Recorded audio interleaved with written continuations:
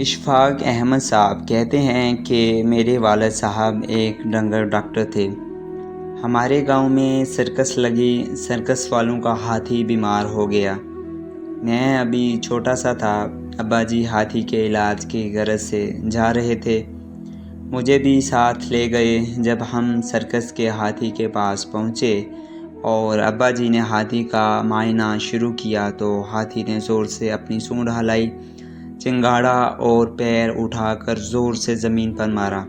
میں ابھی بچہ تھا، ہاتھی کی اس ڈرل کو دیکھ کر اس قدر خوف زدہ ہوا کہ وہاں سے بھاگ نکلا۔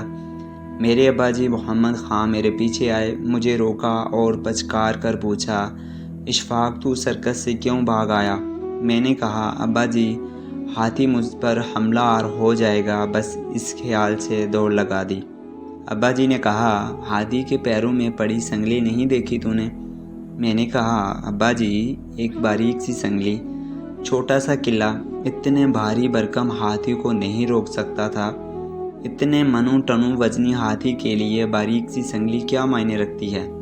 ابا جی مسکرائے اور کہا، اشفاق احمد، ہاتھی اس قلعے کو نہیں اکھاڑ سکتا تھا جس سے وہ بندھا ہے۔ میں نے پوچھا، کیوں نہیں اکھاڑ سکتا تھا؟ ابا جی بولے، اشفاق، سرکس والے جب اس ہاتھی کو جنگل سے پکڑ کر لائے تھے تب یہ چھوٹا سا بچہ تھا۔ ہاتھی کو اسی باریک سنگلی اور اسی چھوٹے سے قلعے کے ساتھ باندھ دیا گیا تھا۔ تب ہاتھی نے بہت زور لگایا تھا، بڑی طاقت لگائی تھی کہ ہاتھی قلعہ اکھاڑ سکے، مگر اس وقت یہ بے پناہ طاقتور نہیں تھا، اس لیے نہ سنگلی تڑا سکا اور نہ قلعہ اکھاڑ سکا۔ پھر ہاتھی نے قلعے کو خود سے زیادہ مضبوط اور طاقتور سمجھ لیا۔ وقت گزرا، ہاتھی بڑا ہو گیا، اس کا وزن منو ٹنو ہو گیا، اس کی طاقت بھی بے پناہ ہو گئی، مگر یہ ہاتھی آج تک احساس کے اسی قلعے سے بندھا ہے، اس لیے اب یہ زور نہیں لگاتا۔ چونکہ زور نہیں لگاتا تو قلعہ اکھاڑ بھی نہیں سکتا۔ ہمارا حال بھی اس قلعے سے بندھے ہاتھی کی طرح ہے۔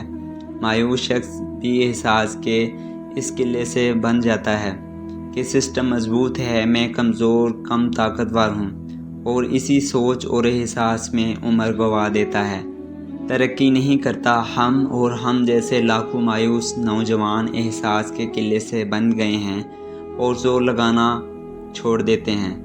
یاد رکھنا، ہاتھی کی آنکھیں چھوٹی ہوتی ہیں، اس لیے اپنی بھاری بھرکم جسامت کو نہیں پہچان پاتا۔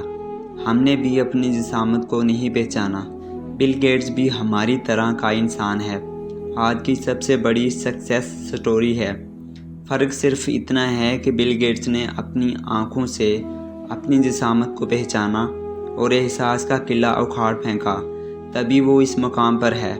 مسلمان ہو کر مایوس ہونا اچھی بات نہیں ہے، اس لیے ہار نہیں ماننی چاہیے۔